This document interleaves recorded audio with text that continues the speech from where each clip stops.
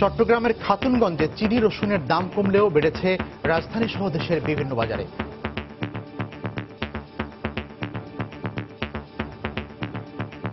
ভোজ্য তেল, soybean, super, palm oil এগুলো একটু কমতির দিকে আছে। ইন্ডিয়ান চায়না রসুনটা 200 টাকা থেকে 220 টাকা, আবার ছোটটা 70 থেকে 80 টাকা। চিনিটা তো আসলে বাইরের সাথে সংযোগ, ডলারের সাথে সংযোগ, ওই ডলারের ওঠানামা করে, ওই হিসেবে চিনিটা চাহিদা পরিমাণ যদি মাল না দেয় দাম তো এমনিই বাড়বে। ঢাকা সহ সারা দেশে কাঁচা বাজারে আগুন। মরিচ 100 গ্রাম, এদিকে উত্তর দিকে চায় 10 টাকা আর ওইদিকে চায় 20 টাকা। রমজান মাসে আমাদের দেশে আরো সবকিছুর দাম কম থাকা উচিত। তদারকিতে নেমেছে সিটি কর্পোরেশন, অসাধু ব্যবসায়ীদের বিরুদ্ধে ব্যবস্থা নেওয়ার হুঁশিয়ারি। যারা আপনার বেশি দাম ধরার কিংবা বেশি দামে বিক্রি করার চেষ্টা করতে পারে, সেটা যাতে না করতে পারে, ইতিমধ্যে আমাদের 8টি ভ্রাম্যমাণ আদালত, আমাদের নির্বাহী ম্যাজিস্ট্রেট, আমাদের কর্মকর্তাদের মধ্য দিয়ে আমাদের গঠন করা হয়েছে। দেখছিলেন প্রধান শিরোনাম। দুপুরের সময়ের সঙ্গে আছি আমি মিজানুর রহমান কবির এবং আমি ইমদাদুল হক। এবার অন্যান্য শীর্ষ সংবাদ। সাভারে জঙ্গি আস্তানায় বিস্ফোরণ, আইন শৃঙ্খলা রক্ষা বাহিনীর অভিযান চলছে, সরিয়ে নেওয়া হয়েছে আশপাশের ভবনের বাসিন্দাদের।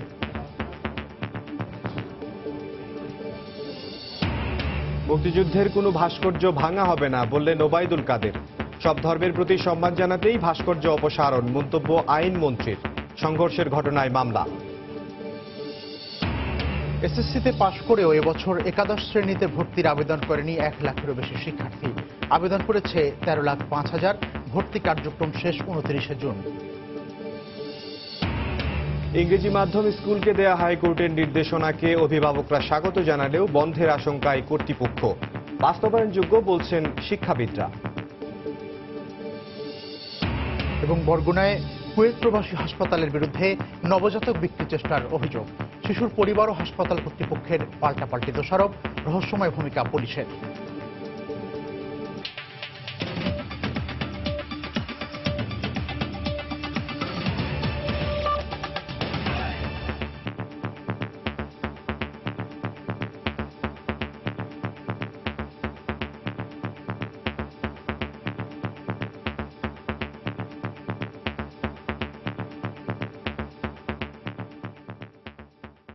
রমজানের মাত্র একদিন আগে রাজধানীর পাইকারি বাজারে রসুনের দাম কেজিতে বেড়েছে 25 থেকে 30 টাকা।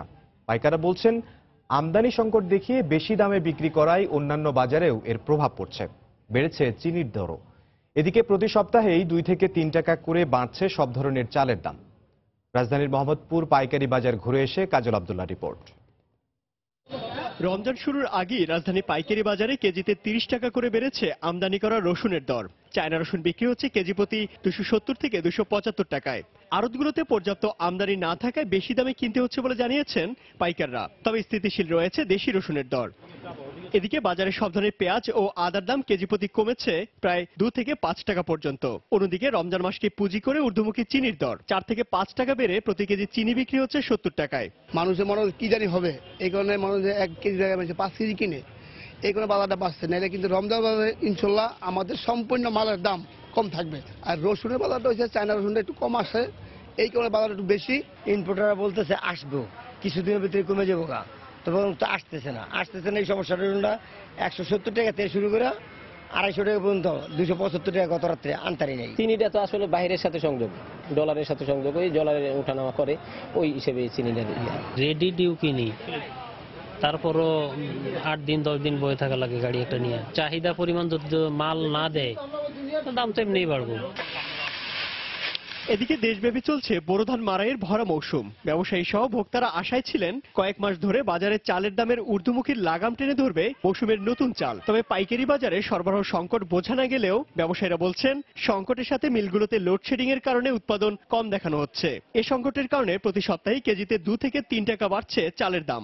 রোজা মাস চলে আসছে, এখনো যে কোম্পানিগুলো যার কাছে চাল চাই সেই বলে না চাল দেওয়া যাবে না, চাল নাই। তারা যেটা বলতেছে, ওখানে নাকি সারাদিনে আপনার ওদের মিলের মধ্যে 2 ঘন্টা 4 ঘন্টা 5 ঘন্টা বিদ্যুৎ থাকে, প্রোডাকশন করতে পারতেছেন। যদি সরকার বাইরে দেশে আমদানি করার পর যদি জায়গা ট্যাক্সিল দেয়, হয়তো বাজার ডাউন হইতে পারে। বাজারে আগের দামে ছোলা 85, মসুর 98 থেকে 100, মুগ ডাল 102 থেকে 116 এবং কেজি প্রতি খোলা সয়াবিন তেল বিক্রি হচ্ছে 85 টাকা কেজি দরে। রমজানে এসব পণ্যের দাম বাড়বে না বলে জানিয়েছেন ব্যবসায়ীরা।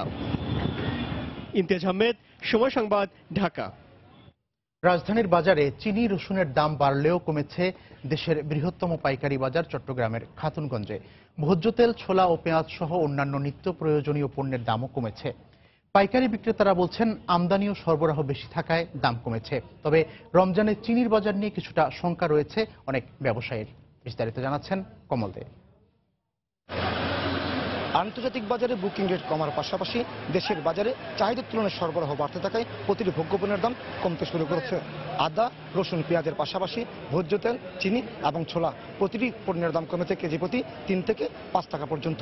তীব্র গরমের কারণে গুদামজাত করা যাচ্ছে না আদা, রসুন এবং পেঁয়াজ, আর এই কারণে এই 3টি পণ্যের দাম কমেছে কেজি প্রতি 2 থেকে 5 টাকা।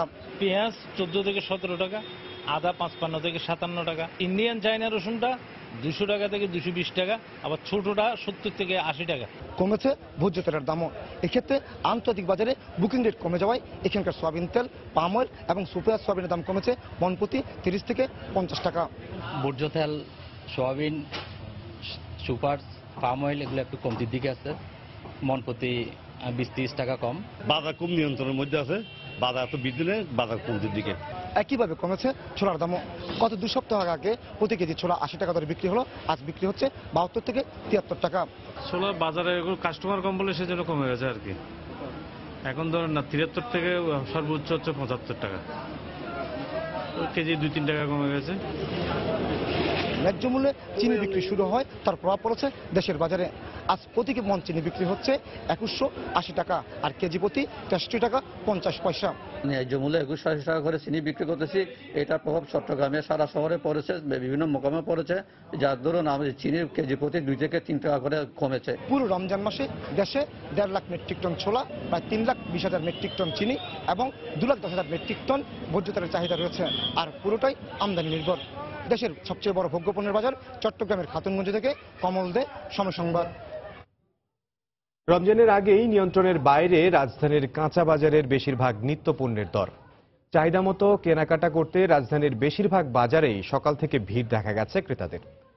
বাজারে মাংসের দাম চড়া হলেও রমজানের শুরু থেকেই সরকার নির্ধারিত দামে বিক্রি হবে বলে জানিয়েছেন বিক্রেতারা। ইফতারিতে বেগুনি তৈরিতে সবসময়ই রমজানের চাহিদা বাড়ে বেগুনের, তাই রমজানের ঠিক আগে সব থেকে বেশি দাম বাড়ে এই সবজিটির। এবারের রমজানে একদিন আগেও দেখা গেছে সেই একই চিত্র। কয়েকদিনের ব্যবধানে রাজধানীতে বেগুনের দর বেড়েছে কেজিতে 30 টাকা পর্যন্ত। রমজানে আপনার বিশেষ করে লেবু, শসা, বেগুন, আলু এগুলো তো পার টাইম লাগে। বর্তমান বাজারে শসা হয়েছে মনে হয় 50 টাকা কেজি, হ্যাঁ, দেশি গাজর আছে 40 টাকা কেজি, 50 টাকা কেজি, হ্যাঁ, বেগুন আছে 70 টাকা 60 টাকা কেজি। আর ছোলা ছাড়া ইফতারি তো ভাবাই যায় না, আর সেখানেও লেগেছে দরদামের ঊর্ধ্বমুখী ছোঁয়া। দাম বেড়েছে চিনি ও ছোলার। চায়না রসুনের দাম বেশি, আজকে 300 টাকা বিক্রি করতেছি আমরা চায়না রসুন, এটাই দাম বেশি। আর পেঁয়াজ, আদা, রসুন এগুলা দেশি রসুন এগুলা সব আগের দামই আছে। দাম মোটামুটি ভালো, বাজারে যা আগে ছিল এখনো প্রায় সেমই আছে, খুব একটা বেশি বাড়ে নাই। 4 দিন আগে সিটি কর্পোরেশন থেকে গরুর মাংসের মূল্য 475 টাকা নির্ধারণ করে দিলেও তা বিক্রি হচ্ছে 480 টাকায়, আর 725 টাকায় নির্ধারণ করা খাসির মাংস বিক্রি হচ্ছে 750 টাকায়। তবে বিক্রেতারা বলছেন পহেলা রমজান থেকে বিক্রি করা হবে সরকার নির্ধারিত দামে। ওদের বললাম, ওরা বলে ঘোষণা করছে রাইতে, এখন তো তারা কালকে কমাও সেটা ফিক্স করবে, এখন তো করছে না। রেগুলার যদি খায়া থাকে কেউ তাহলে অবশ্যই জানার কথা, কারণ এটা 800 টাকা কেজি ছিল, সেইখান থেকে কমে এখন 750। সরকারি অনুযায়ী কালকার থেকে আমরা 475 করে রেট চালাই যাবো রোজার মাস। আর রমজানের ঠিক আগের দিন হলেও trading corporation of Bangladesh TCB শুক্র শনিবার তাদের পণ্য বিক্রি বন্ধ রেখেছে। মামুন আব্দুল্লাহ, সময় সংবাদ, ঢাকা। রমজানের অজুহাতে কোনো অসাধু ব্যবসায়ী ভোগ্যপণ্যের বাড়তি দাম আদায় করলে কঠোর ব্যবস্থা নেওয়ার হুঁশিয়ারি দিয়েছেন ঢাকা দক্ষিণ সিটি কর্পোরেশনের মেয়র সাইদ খোকন। রমজানকে সামনে রেখে পণ্যের দাম স্থিতিশীল রাখতে বাজার মনিটরিং এর অংশ হিসেবে রাজধানীর হাতিরপুল কাঁচা বাজার পরিদর্শনে এসে তিনি সাংবাদিকদের একথা জানান। তিনি জানান, রমজানে দক্ষিণ সিটি কর্পোরেশনে বাজার পরিস্থিতি স্থিতিশীল রয়েছে। রমজানকে ঘিরে ঢাকা দক্ষিণ সিটি কর্পোরেশনের 29টি কাঁচা বাজারে 8টি মোবাইল টিম কাজ করছে বলেও জানান সাইদ খোকন।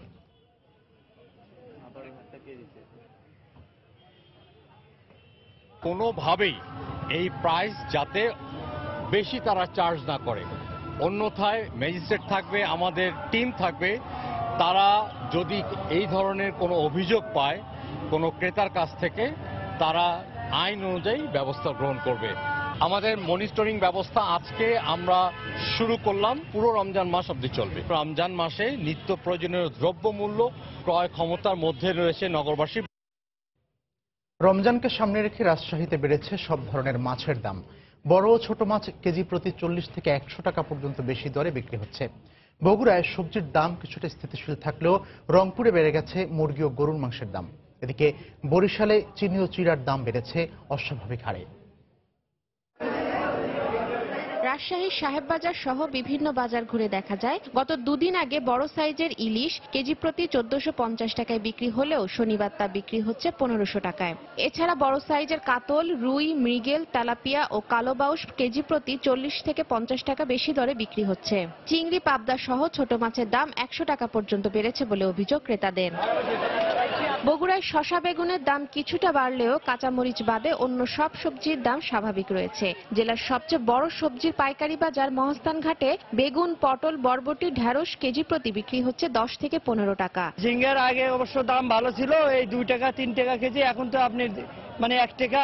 বটবটি, কালাই এগুলো আপনার 14-15 সীমিত আছে আগের মতোই। বেগুনও 4-5 টাকা কেজিকে বাড়ছে, আর অন্যান্য শাকসবজি যেগুলো আছে সচরাচর যে বাজার সে বাজার মতো চলতেছে। বরিশালের পাইকারি ও খুচরা বাজারে চিনি ও চিড়ার দাম প্রতি কেজিতে 5 থেকে 6 টাকা বেড়েছে। এছাড়া ছোলা, মুড়ি, গুড় সহ রমজানের নিত্য প্রয়োজনীয় দ্রব্য দুদিনের ব্যবধানে 1 থেকে 2 টাকা পর্যন্ত বেশি দরে বিক্রি হচ্ছে। চিনির দাম প্রতি কেজিতে 5 টাকা বেড়েছে, চিড়ার দাম প্রতি কেজিতে 5 টাকা বেড়েছে। বিভিন্ন জায়গায় সরবরাহ করতে পারে মালে শর্ট, যার জন্য ওই প্রভাবটা বাড়ছে। ছোলা বাড়ছে 1-2 টাকা, আর অন্যান্য পণ্যের দাম স্থিতিশীল আছে। বাড়ে ছাড়া কমতে আছে না, এখন এই রমজান মাস আসতে না আসতেই দাম বাড়তে আছে। রংপুরে দুদিন আগে গরুর মাংস 350 থেকে 360 টাকায় বিক্রি হলেও শনিবার তা বেড়ে দাঁড়িয়েছে 380 থেকে 400 টাকায়। দেশি মুরগি 40 টাকা এবং পাকিস্তানি ও ব্রয়লার মুরগি কেজি প্রতি 20 টাকা বেশি দরে বিক্রি হচ্ছে। তাসমিন আফরোজ, সময় সংবাদ। জীবনের জন্য, সেটা মানুষ হোক বা পাখি। ঢাকা বিশ্ববিদ্যালয়ের টিএসসিতে পাখি উদ্ধার করে তেমন দৃষ্টান্ত স্থাপন করল ফায়ার সার্ভিস।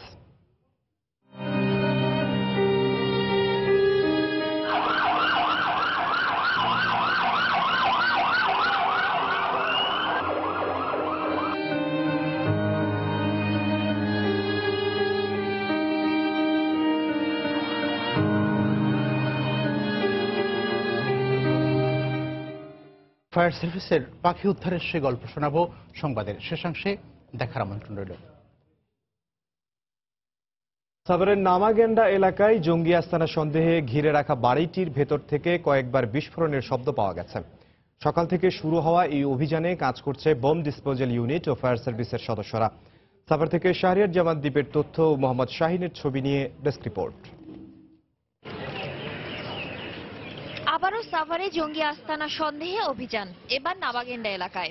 আনোয়ার মোল্লার মালিকানাধীন 5তলা ভবনটির একটি বন্ধ কক্ষে উচ্চ ক্ষমতা সম্পন্ন বোমা থাকতে পারে বলে ধারণা পুলিশের। শুক্রবার রাতে এ বাড়িটি ঘিরে ফেলে আইন শৃঙ্খলা রক্ষা বাহিনীর সদস্যরা। তবে তার আগেই জঙ্গিরা বাসা থেকে পালিয়ে যায়। রাতে অভিযান বন্ধ রাখা হলেও শনিবার সকালে আবার শুরু হয়। ঢাকা থেকে যোগ দেয় বোম ডিসপোজাল ইউনিট। অভিযানে অংশ নেয় ফায়ার সার্ভিসের সদস্যরাও। নিরাপত্তার জন্য আশপাশের এলাকা ঘিরে রাখা হয়।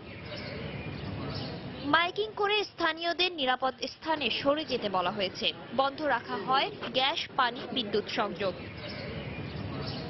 এলাকাবাসী ও বাড়িটির মালিক জানান, 1 মাস আগে স্ত্রী ও এক সন্তান সহ কসমেটিক্স ব্যবসায়ী পরিচয়ে এক ব্যক্তি বাসাটি ভাড়া নেয়। আদৌ কখনো টের পাইনি যে তারা এই ধরনের আপনার সাথে চার দোকানে যেত, চা খাইতো, চাটা খেয়েই বেরোয় চলে আসতো। এক কথাবার্তা তেমন কারোর সাথে তেমন বলতো না। শুধু যেহেতু আমি আমার থেকে সে প্রথম অবস্থায় মাত্র 20 গজ দূরে থাকতাম, সেই হিসেবে এই জায়গায় দেখা হলে সালাম টালাম বিনিময় করতো। এটাও জিজ্ঞেস করছি কি ব্যাপার, আপনার ওয়াইফ যেহেতু ফ্যামিলি মেম্বার থাকবে, আপনার ফার্নিচার টার্নিচার কোথায়? তো বলছে ভাই আমার তো এখন পর্যন্ত ওই ফার্নিচার নিয়ে নেই, এইদিকে আর একটা বাসা নিয়েছিল, তো বলছে যে এই বাসার মালগুলো এইদিকে ট্রান্সফার করবো আস্তে আস্তে। তো উনি কন্টিনিউ আবার কসমেটিক গুলো আনতো, মানে বড় বড় প্যাকেট নিয়ে আসতো কসমেটিকের, তো ওগুলো দেখতাম মাঝে মধ্যে। স্থানীয় সংসদ সদস্য জঙ্গিবাদ দমনে জনগণকে এগিয়ে আসার আহ্বান জানান। জঙ্গিবাদ আসলে সারা বাংলাদেশে যে ছড়িয়ে আছে জঙ্গিবাদরা, এটা প্রমাণ পাওয়া যায়। কর্মকাণ্ড এবং যে ঘোষণা আসে, যখনই বিএনপি জামাত থেকে কোনো ঘোষণা আসে, কর্মসূচি আসে, তখনই কিন্তু এই জঙ্গিবাদী কর্মকাণ্ডগুলো হয়। এর আগে সিরাজুল ইসলামের মালিকানাধীন 6তলা ভবনে অভিযান চালানো হয়। সেখান থেকে গান পাউডার সহ বোমা তৈরির সরঞ্জাম উদ্ধার করা হয় বলে জানায় পুলিশ। শাতিলা শারমিন, সময় সংবাদ, সাভার। ঘটনাস্থলে আছেন রিপোর্টার শাহরিয়ার জামান দীপ। সরাসরি চলে যাচ্ছি তার কাছে। সর্বশেষ কি তথ্য আছে আপনার কাছে দীপ? দর্শক, আপনারা ঠিক জানেন যে সাভারের নামাগান্ডায় গতকাল রাত থেকে যে অভিযান শুরু হয়েছে, সেই অভিযানটি কিন্তু এখনো চলছে।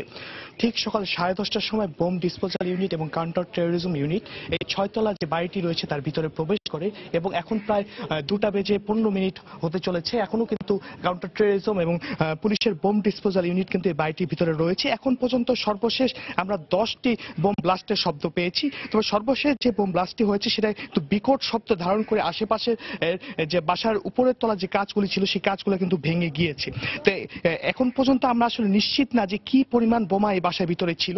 তবে একটি কথা বলা যায় যে কাউন্টার টেরোরিজম ইউনিট আসলে যে ধারণাটি করেছিল যে বাসার মধ্যে বিপুল পরিমাণ বিস্ফোরক থাকতে পারে, তো এখন পর্যন্ত আমাদের কাছে মনে হচ্ছে যে সেই তথ্যটি সঠিক হয়েছে। কারণ আমরা ইতিমধ্যে দেখতে পেয়েছি যে একে একে তারা 10টি বোমার বিস্ফোরণ ঘটিয়েছে এবং এখনো তারা কাজ করে যাচ্ছে। কাউন্টার টেরোরিজম এবং বোম ডিসপোজাল ইউনিটের সাথে কিন্তু ফায়ার সার্ভিসের ইউনিট এখানে রয়েছেন, যাতে যে কোনো ধরনের দুর্যোগ মোকাবেলা তারা করতে পারেন। এছাড়া কিন্তু পুরো এলাকাটি কিন্তু এখনো আইন শৃঙ্খলা বাহিনীর সদস্যরা কিন্তু কর্ডন করে রেখেছেন, এবং এই অভিযান শুরু করার আগে কিন্তু আশেপাশে, অর্থাৎ যে বাড়িটিতে অভিযান চলছে তার পাশের 2টি বাড়ি থেকে কিন্তু লোকজনকে সরিয়ে নিয়ে যাওয়া হয়েছে, এবং আশেপাশে যারা রয়েছেন অন্যান্য বাসিন্দারা তাদেরকে কিন্তু বলা হয়েছে যে প্রয়োজন ছাড়া কেউ যাতে বের না হয় এবং কোনো ধরনের আতঙ্ক যাতে তাদের মধ্যে না ছড়িয়ে পড়ে। এছাড়া আপনাদেরকে জানিয়ে রাখি যে এই বাড়িটির যে মালিক সাকিব, তিনি কিছুক্ষণ আগে আমাদের সাথে কথা বলেছেন। তিনি আমাদেরকে জানিয়েছেন যে এই মাসের 8 মে একজন পুরুষ কসমেটিক্স ব্যবসায়ী পরিচয় দিয়ে বাড়িটি ভাড়া নেয়। সেখানে তার ওয়াইফকে নিয়ে সে থাকতো এবং মাঝে মাঝে তার শালা সেই বাসাটিতে আসতো, এবং সে বলেছিল যে আগামী মাস থেকে তার শাশুড়ি এই বাসাটিতে উঠবে। কিন্তু আমরা যখন তাকে জিজ্ঞাসা করেছিলাম যে বাড়ি ভাড়া নিয়ম অনুযায়ী সে কোনো জাতীয় পরিচয়পত্র বা অন্যান্য কাগজপত্র নিয়েছিল কিনা, সে তখন কিন্তু আমাদেরকে বলেছে যে সময় স্বল্পতার কারণে, তার চাকরির কারণে কিন্তু সেই কাগজপত্রগুলো নিতে পারেনি। তবে আপনাদেরকে একটু তথ্য জানিয়ে রাখতে চাই যে এর আগের যে বাসটিতে থাকতো, সে এখন যে বাসটিতে অভিযান চলছে তার কিছুটা সামনেই কিন্তু আগের যে বাসটিতে তারা থাকতো সে বাসটি রয়েছে। সেই বাসের একসাথে 6টি রুম ভাড়া করে তারা থাকতো।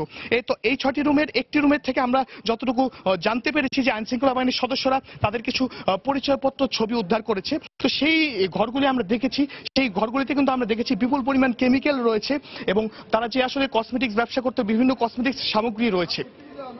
এখন পর্যন্ত আসলে কাউন্টার টেরোরিজম ইউনিট এবং বোম ডিসপোজাল ইউনিটের অভিযান চলছে। তো অভিযান শেষে আসলে সামগ্রিক পরিস্থিতি নিয়ে একটা সংবাদ সম্মেলনের মাধ্যমে আমাদেরকে পরবর্তী বিষয়টি সম্পর্কে জানানো হবে। এই ছিল আসলে আমার কাছে এখান থেকে সর্বশেষ তথ্য। সাভারের নামাগেন্ডা এলাকায় জঙ্গি আস্তানা সন্দেহে ঘিরে রাখা বাড়িটির সর্বশেষ পরিস্থিতি জানালেন শাহরিয়ার জামান দীপ। দুপুরের সময় আরো থাকছে। ময়মনসিংহ, গাইবান্ধা ও দিনাজপুর সহ দেশের বিভিন্ন স্থানে সড়ক দুর্ঘটনায় নিহত 14, আহত কমপক্ষে 28, অনেকের অবস্থা আশঙ্কাজনক।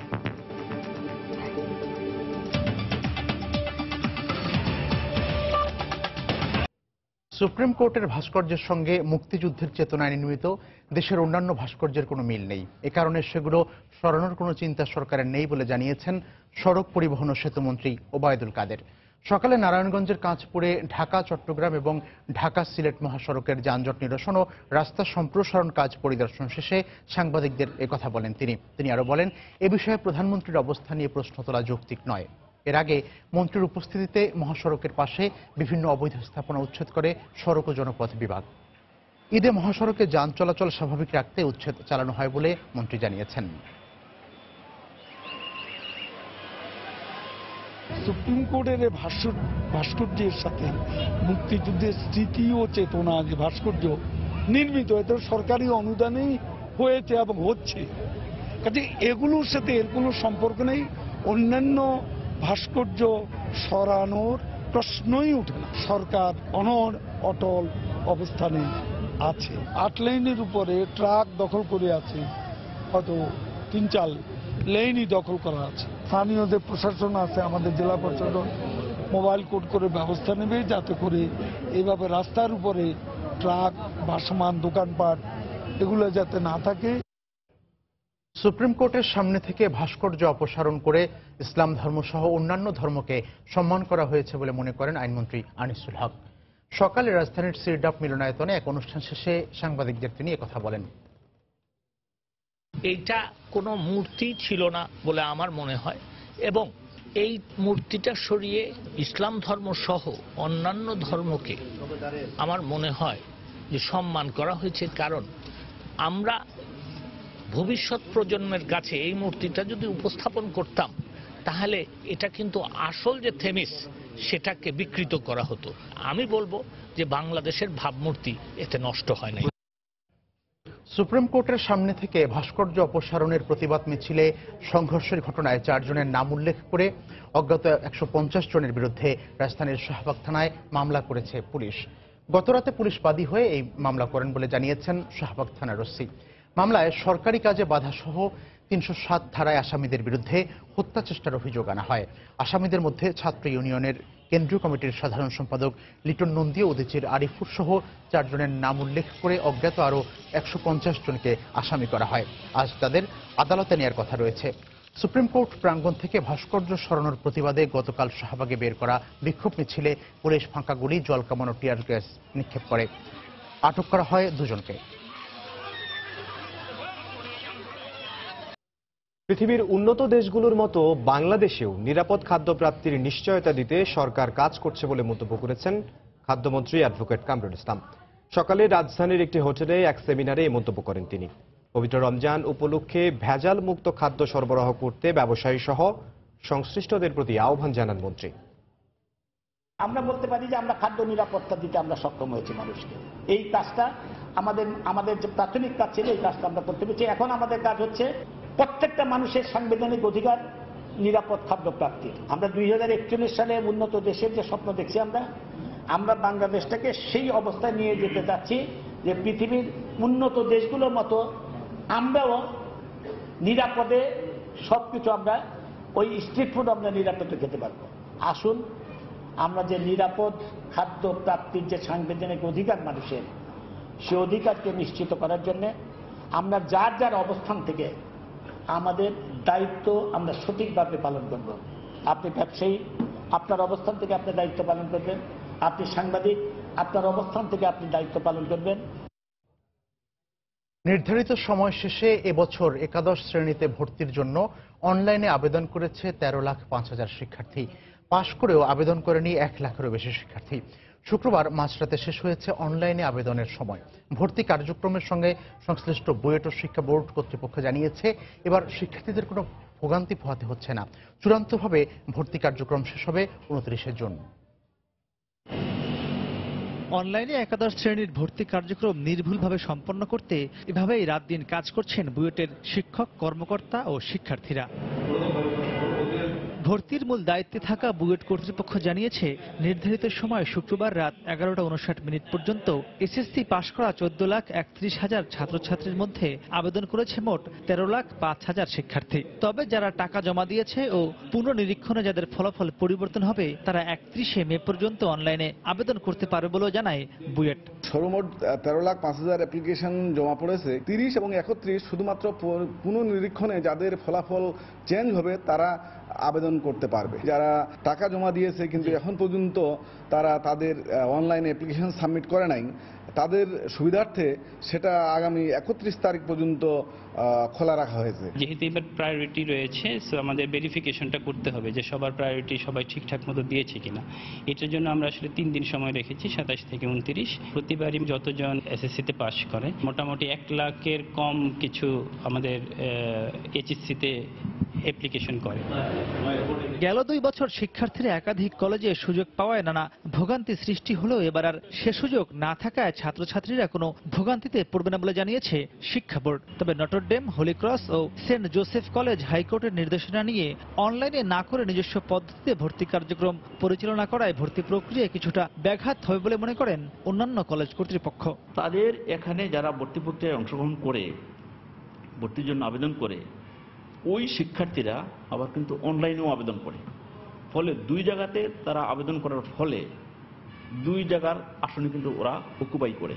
2 জায়গার আসন তারা ধরে রাখার কারণে এই ভর্তি প্রক্রিয়া কিছুটা হলো জটিলতার সৃষ্টি হয় বলে আমার ধারণা। যে ছেলেটি নটরডেমের সুযোগ পেয়ে গেছে, স্বভাবতই ওই ছেলেটি তার যদি এই কলেজে পড়ার ইচ্ছা না থাকে তাহলে সে কনফার্ম করবে না, অথবা এই সিটগুলো অটোমেটিক্যালি আমাদের ভ্যাকান্ট থেকে যাবে এবং আমরা সেকেন্ড রানে এই প্রতিষ্ঠানগুলো আমরা ছাত্র দিয়ে দিব। গতবার যে একটি কলেজে সে ভর্তি হয়েছে আর একটি কলেজে সুযোগ পেয়েছে, ওই কলেজটি থেকে সে টাকাটি ফেরত পায়নি অনেক ক্ষেত্রেই। এবার কিন্তু আমরা সেই সুযোগটি দিচ্ছি না, কারণ ভর্তি তাকে একবারই হবে এবং একটি কলেজেই তাকে হতে হবে। 5 জুন প্রকাশ হবে ভর্তির জন্য প্রথম পর্যায়ের নির্বাচিত শিক্ষার্থীদের তালিকা। মাহমুদ রাকিব, সময় সংবাদ, ঢাকা। ইংলিশ মিডিয়াম স্কুলে সেশন ফি আদায় বন্ধ সহ 20 দফা নির্দেশনা দিয়ে হাইকোর্টের দেয়া রায়কে স্বাগত জানিয়েছেন অভিভাবকরা। তবে স্কুলগুলোর অ্যাসোসিয়েশন বলছে সেশন ফি নিষিদ্ধ হলে আর্থিক সংকটে বন্ধ হয়ে যাবে অনেক প্রতিষ্ঠান। তবে শিক্ষাবিদরা বলছেন রায়ের সবগুলো নির্দেশনাই বাস্তবায়নযোগ্য। তাফসির বাবুর রিপোর্ট। বাংলাটাও সুন্দর বলতে পারে, কিন্তু বাংলা যখনই ওকে আমি গ্রামাটিক্যাল আইটেম যখন কোনো কিছু আসতেছে বাংলায়, তখন সেটা সে সুন্দরভাবে নিচ্ছে না। লেখাটা আসলে কি বাসায় চর্চা, ও লিখতে পারতেছে কিন্তু ফাস্ট না, অবশ্যই ফাস্ট না, যেটা ইংলিশে অনেক ফাস্ট। প্রথম শ্রেণীতে ইংরেজি বইয়ের ভিড়ে একটি বই বাংলায়, তা দিয়ে আর যাই হোক প্রকৃত অর্থে শেখা যায় না বাংলা ভাষা। তাই এ নিয়ে উদ্বেগ আর অস্বস্তি রয়েছে ইংলিশ মিডিয়াম স্কুলের শিক্ষার্থীদের, অভিভাবকদের। সেই সঙ্গে উচ্চ হারে বেতন ও প্রতি বছর বড় অঙ্কের সেশন চার্জ নিয়েও উদ্বেগ আছে অভিভাবকদের। এমন প্রেক্ষাপটে 3 বছর আগে এক অভিভাবকের করা রিট আবেদনের পরিপ্রেক্ষিতে গত বৃহস্পতিবার 20 দফা নির্দেশনা সহ রায় দেন হাইকোর্ট। রায়ে সেশন চার্জ আদায় বন্ধ সহ 20 দফা নির্দেশনা দেয়া হয়। একে ইতিবাচক হিসেবেই দেখছেন অভিভাবকরা। একই স্কুলে পড়তেছে, জাস্ট ক্লাস 1 থেকে 2তে উঠবে, তার জন্য অ্যানুয়াল ফিস ডিমান্ড করবে 30,000 থেকে 35,000। এটা আমাদের জন্য আসলে খুবই বাড়ে। আদালত যে সিদ্ধান্তটা দিয়েছেন, যদি এটা কার্যকরী করা যায়, আমার মনে হয় যেন অবশ্যই অভিভাবকগণ উপকৃত হবে। তবে ইংলিশ মিডিয়াম স্কুলগুলোর অ্যাসোসিয়েশন বলছে সেশন চার্জ নিষিদ্ধ হলে আর্থিক দুরবস্থায় বন্ধ হয়ে যাবে অনেক স্কুল, আর সুনির্দিষ্ট বিধিমালা ছাড়া ম্যানেজিং কমিটি গঠনেও বাড়বে জটিলতা। সেশন ফিটা যদি না থাকে তাহলে স্কুলগুলো আর্থিক সমস্যায় পড়বে এবং কিছু কিছু স্কুল হয়তো অ্যাক্টিভিটি বন্ধ করে দিতে হবে। কমিটির রূপরেখা কি, তাদের কার্যপদ্ধতি কি, এগুলো সব নিয়ে বিশদ একটা নীতিমালা করার কথা। এই নীতিমালাটা এখনো হয়নি। যদিও এই শিক্ষাবিদ বলছেন ইংলিশ মিডিয়াম স্কুলে শৃঙ্খলা আনতে রায় বাস্তবায়নের উদ্যোগ নিতে হবে সরকারকেই। বাংলাদেশে পড়ানো হচ্ছে বাঙালির সন্তান বাংলা ভাষা শিখবে না, এটাও তো কখনোই কাঙ্ক্ষিত হতে পারে না। আদালত যে নির্দেশনাগুলো দিয়েছে প্রত্যেকটি পালনীয় বলে আমি মনে করি এবং প্রত্যেকটি করা উচিত। তাফসির বাবু, সময় সংবাদ, ঢাকা। দুপুরের সময়ে আরো থাকছে চ্যাম্পিয়ন্স ট্রফির আগে বিকেলে অফিসিয়াল প্রস্তুতি ম্যাচে পাকিস্তানের মুখোমুখি হচ্ছে বাংলাদেশ। মূল মঞ্চে নামার আগে ভালো পারফরমেন্স বাড়াবে দলের আত্মবিশ্বাস।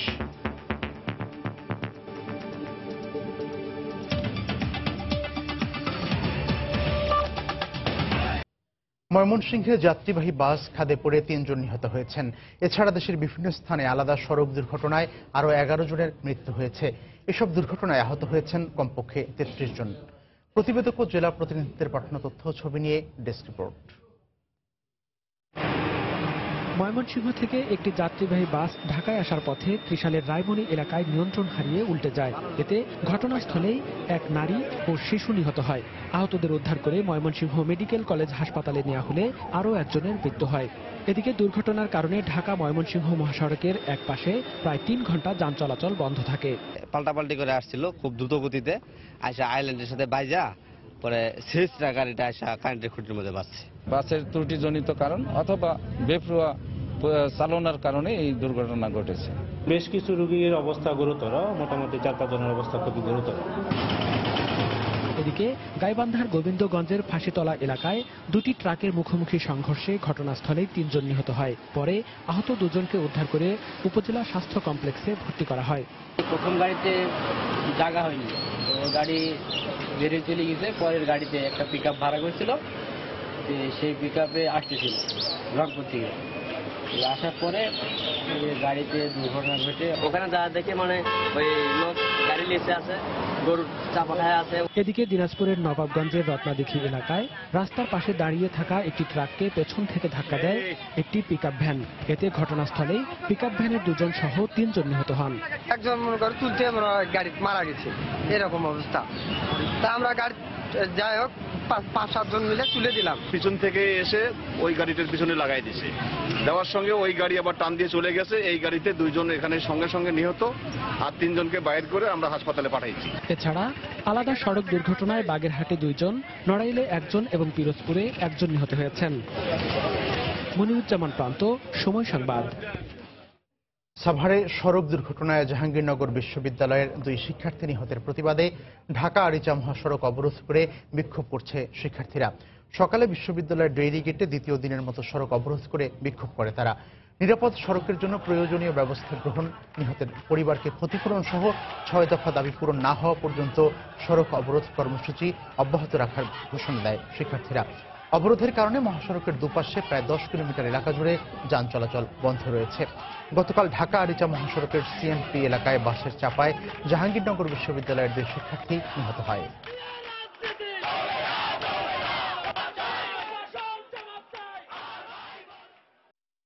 যে গাড়ি অ্যাক্সিডেন্ট করেছে 24 ঘন্টার মধ্যে তা খুঁজে বের করতে হবে এবং শাস্তি নিশ্চিত করতে হবে। আমাদের যে দাবি, সেই দাবি দেওয়া যদি না মানা হয় আমরা সড়ক অবরোধ করে রাখবো। প্রশাসন এসে যখন আমাদের দাবিগুলো মেনে নেবে ঠিক তখনই আমরা এই রাস্তা ত্যাগ করব। বরগুনায় হাসপাতাল থেকে এক নবজাতককে বিক্রি চেষ্টার অভিযোগ উঠেছে। ঘটনায় জড়িত সন্দেহে আটক হাসপাতালের ম্যানেজারকে রহস্যজনকভাবে ছেড়ে দিয়েছে পুলিশ। তবে পুলিশ বলছে আটক নয়, ঘটনা জানতেই ম্যানেজারকে থানায় নেওয়া হয়েছিল। নবজাতকের পরিবারের অভিযোগ, হাসপাতালের ম্যানেজার ও আয়া তাদেরকে বাচ্চা বিক্রির প্রলোভন দেখায়। তবে হাসপাতাল কর্তৃপক্ষ বলছে সিজারের পরে বাচ্চা বিক্রি করতে চেয়েছিল শিশুটির পরিবারের সদস্যরাই। বিস্তারিত জানাচ্ছেন এম এ আজিম, ক্যামেরায় ছিলেন SM সিফাত। বরগুনার কুয়েত প্রবাসী হাসপাতাল বেসরকারি এই ক্লিনিকে অসহায় ও গরিব রোগীদের সিজারের পরে বাচ্চা বিক্রির প্রলোভন দেখানো হয়। এমন গুজবের সত্যতা পাওয়া যায় গত বুধবার সন্ধ্যায়। সিজারের পরে এক নবজাতকের পরিবার অভিযোগ করেন তাদেরকে হাসপাতালের ম্যানেজার ও আয়া বারবার বাচ্চা বিক্রির প্রলোভন দেখায়। আমরা কইছি না, আমাকে বাচ্চা আমরা বিক্রি করবো না।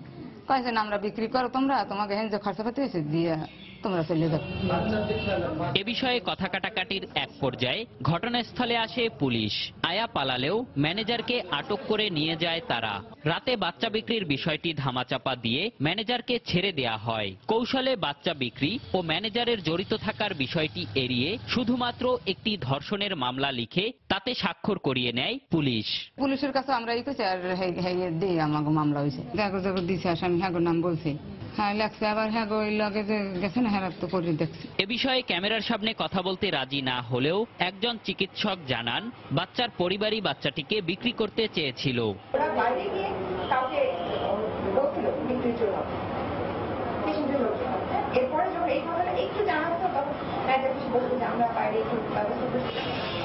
তবে পুলিশের দাবি বাচ্চাটির পরিবারের কথা মিথ্যে।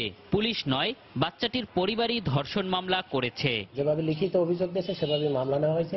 এখন তদন্তকালীন সময় আইও সর্বময় ক্ষমতার মালিক, তদন্তে সে ইহা ছাড়া অন্য কোনো ঘটনাও যদি তদন্তে পায় সে সেভাবে তদন্ত রিপোর্ট দাখিল করিবে। নানা অভিযোগে প্রশাসন 5 বছর আগে হাসপাতালের কার্যক্রম বন্ধ করে দিলেও কয়েক বছর পর স্থান পরিবর্তন করে আবারও কার্যক্রম শুরু করে কুয়েত প্রবাসী নামের এই বেসরকারি হাসপাতালটি।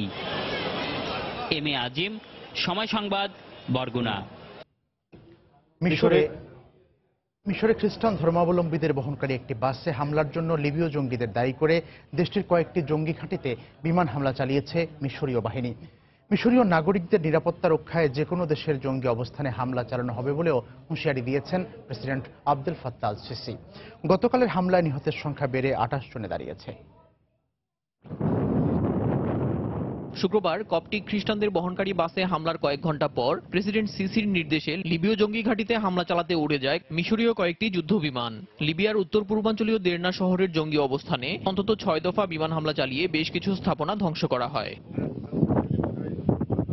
এর আগে এদিন দুপুরে মিশরের মধ্যাঞ্চলীয় মিনিয়া এলাকায় সেন্ট স্যামুয়েল গির্জা অভিমুখী একটি বাসে হামলা করে মুখোশ পরা বন্দুকধারীরা। প্রত্যক্ষদর্শীদের বরাতে স্বাস্থ্য মন্ত্রণালয় জানায়, জনবিরল এলাকা দিয়ে যাওয়ার সময় 3টি গাড়িতে সামরিক পোশাক পরা অন্তত 10 বন্দুকধারী বাসটিকে ঘিরে যাত্রীদের উপর অতর্কিত গুলি চালায়। ঘটনার পর টেলিভিশনে দেয়া ভাষণে খ্রিস্টান সম্প্রদায়ের উপর একের পর এক হামলার জন্য প্রতিবেশী দেশগুলোতে ঘাঁটি গাড়া জঙ্গিদের দায়ী করেন প্রেসিডেন্ট ফাত্তাহ আল সিসি। নাগরিকদের নিরাপত্তা নিশ্চিত করতে যে কোনো দেশের জঙ্গি আস্তানায় হামলা চালাবে আমাদের সেনারা। আশপাশের দেশগুলোর পৃষ্ঠপোষকতায় গজিয়ে ওঠা সন্ত্রাসবাদের শিকার হচ্ছে মিশর। বিশ্ব নিরাপত্তার জন্য হুমকি এ জঙ্গিদের নির্মূলে প্রেসিডেন্ট ট্রাম্প এগিয়ে আসবেন বলে আশা করছি। মিশরে কয়েকশো বছর ধরেই অর্থোডক্স খ্রিস্টানদের বসবাস। বর্তমানে তারা দেশটির মোট জনগোষ্ঠীর 10%। গত কয়েক বছরে এই ধর্মীয় জনগোষ্ঠীর উপর হামলা বেড়ে যাওয়ায় উদ্বিগ্ন তাদের অধিকারে কাজ করা সংগঠনগুলো। আমরা এতটা শঙ্কিত হইনি কখনো। হামলার সঙ্গে অবশ্যই চরমপন্থী জঙ্গিরা জড়িত। খ্রিস্টানদের নিরাপত্তায় সরকারকে আরো উদ্যোগী হতে হবে। 2011 সালে প্রতিবেশী লিবিয়ায় প্রেসিডেন্ট মুয়াম্মার গাদ্দাফির পতনের পর রাজনৈতিক অস্থিতিশীলতার সুযোগে দেশটিতে ঘাঁটি গাড়ে জঙ্গি গোষ্ঠী আইএস ও আল নুসরা ফ্রন্ট। এরপর থেকেই বেশ কয়েকবার জঙ্গি হামলার শিকার হয়েছে মিশর। দেলোয়ার হোসেন, সময় সংবাদ। এবার পাখির জন্য ভালোবাসার গল্প। ঢাকা বিশ্ববিদ্যালয়ের টিএসসিতে গাছে আটকে পড়া একটি পাখি উদ্ধার করে দৃষ্টান্ত স্থাপন করল ফায়ার সার্ভিস। আর এই কাজে অংশ নেয় ফায়ার সার্ভিসের অন্তত 15 জন সদস্য। হোক পশু, পাখি বা মানুষ, বিপদগ্রস্ত প্রতিটি জীবের প্রতি এগিয়ে আসুক মানবতা, এমনই আহ্বান উৎসুক দর্শনার্থীদের। মিজানুর রহমান মিন্টুর ক্যামেরায় রাশেদ বাপ্পি রিপোর্ট। এই দৃশ্য ঢাকা বিশ্ববিদ্যালয়ের টিএসসিতে। নিজেরই তৈরি বাসায় পা আটকে উপুর হয়ে ঝুলছিল একটি পাখি। বাঁচার জন্য পাখিটির ডানা ঝাপটানোর দৃশ্য চোখে আসে সময় সংবাদের। সহায়তা চাওয়া হয় ফায়ার সার্ভিসের। ফোন করার ঠিক 5 মিনিটের মাথায় ছুটে আসে দমকল বাহিনীর টহল টিম। প্রায় 10 মিনিট চেষ্টা করেও প্রথম দফায় উদ্ধার করা যায়নি পাখিটিকে। গাছটি মৃত থাকায় আশঙ্কা ছিল ভেঙে পড়ার। তবু হাল ছাড়েনি দমকল কর্মীরা। হেড অফিসে খবর দিলে ছুটে আসে বহুতল ভবনে উদ্ধার কাজে অংশ নেওয়া অত্যাধুনিক গাড়ি। উৎসুক জনতার মধ্যে ততক্ষণে বেড়েই চলেছে উদ্বেগ আর উৎকণ্ঠা। প্রার্থনা জীবিত উদ্ধার হোক পাখিটি। ধীর পায়ে সিঁড়ি বেয়ে পাখিটি উদ্ধারে এগিয়ে যান দমকল কর্মী আবুল খায়ের। উদ্ধারও করেন পাখিটি, কিন্তু ততক্ষণে পেরিয়ে গেছে অনেকটা সময়। উদ্ধারের আগেই মৃত্যু হয় পাখিটির। যদি জীবিত উদ্ধার করতে পারতাম তাহলে আমার কাছে আরো আনন্দ লাগতো, আরো ভালো লাগতো। বাংলাদেশের প্রেক্ষাপটে যা কল্পনাতীত তাই বাস্তবে রূপ দেয়া দমকল কর্মীরা জানান, শুধু মানুষ নয়, খবর পেলে যে কোনো প্রাণী উদ্ধার করতেও পিছপা হন না তারা। উন্নত বিশ্বের ন্যায় আমরা বাংলাদেশ ফায়ার সার্ভিসে যে কোনো উদ্ধারে অংশগ্রহণ করে থাকি, সেটা মানুষ হোক কিংবা পশু পাখি হোক। কোথাও যদি আটকা পড়ে সেটা উদ্ধারের জন্য আমরা সচেষ্ট থাকি। শুধুমাত্র সঠিক সংবাদের অপেক্ষায় থাকি আমরা। পশু পাখির প্রতি এমন ভালোবাসা ছড়িয়ে পড়ুক সবার মাঝে, এমনই আহ্বান ছিল উৎসুক দর্শনার্থীদের। ফায়ার সার্ভিসের এই আয়োজন এবং এই কার্যক্রম দেখে আমি মুগ্ধ। আপনি তখনই বুঝবেন বাংলাদেশ বদলে যাচ্ছে, যখন এত এত সমস্যার মধ্যে একটা পাখির জন্য দুইটা ফায়ার সার্ভিসের গাড়ি চলে আসবে। রাস্তাঘাটে অনেক সময় মানুষ অনেকভাবে বিপদে পড়ে, যখন আমরা অনেকেই সেই মানুষটাকে অ্যাভয়েড করে যাই। পাখির ক্ষেত্রে যেমনটা হচ্ছে, মানুষের ক্ষেত্রেও যেন এমনটা হয়। জীবন জীবনের জন্য, জীবনের জয়গান হোক প্রতিটি ক্ষেত্রে, প্রতিটি মুহূর্তে। রাশেদ বাপ্পি, সময় সংবাদ, ঢাকা। দুপুরের সময়ে এ পর্যায়ে শীর্ষ সংবাদ জানিয়ে দিচ্ছি আরেকবার। রাজধানী সহ দেশের বিভিন্ন বাজারে নিত্যপণ্যের দাম বেড়েছে রোজার শুরুর আগেই। ঊর্ধ্বমুখী কাঁচা বাজার তদারকিতে নেমেছে সিটি কর্পোরেশন। সাভারে জঙ্গি আস্তানায় আইন শৃঙ্খলা রক্ষা বাহিনীর অভিযানে 7টি গ্রেনেড ও 3টি সুইসাইডাল ভেস্ট উদ্ধার। সরিয়ে নেওয়া হয়েছে আশপাশের বাসিন্দাদের। মুক্তিযুদ্ধের কোনো ভাস্কর্য ভাঙা হবে না বললেন ওবায়দুল কাদের। সব ধর্মের প্রতি সম্মান জানাতেই ভাস্কর্য অপসারণ, মন্তব্য আইনমন্ত্রীর। সংঘর্ষের ঘটনায় মামলা। এসএসসিতে পাশ করেও এবছর একাদশ শ্রেণীতে ভর্তির আবেদন করেনি 1 লাখেরও বেশি শিক্ষার্থী। আবেদন করেছে 13,05,000। ভর্তি কার্যক্রম শেষ 29 জুন। এবং বরগুনায় কুয়েত প্রবাসী হাসপাতালের বিরুদ্ধে নবজাতক বিক্রি চেষ্টার অভিযোগ। শিশুর পরিবার ও হাসপাতাল কর্তৃপক্ষের পাল্টাপাল্টি দোষারোপ। রহস্যময় ভূমিকা পুলিশের। এই ছিল দুপুরের সময়ে। যে কোনো খবর পেতে ভিজিট করুন সময়নিউজ.tv আর সঙ্গে থাকুন সময়।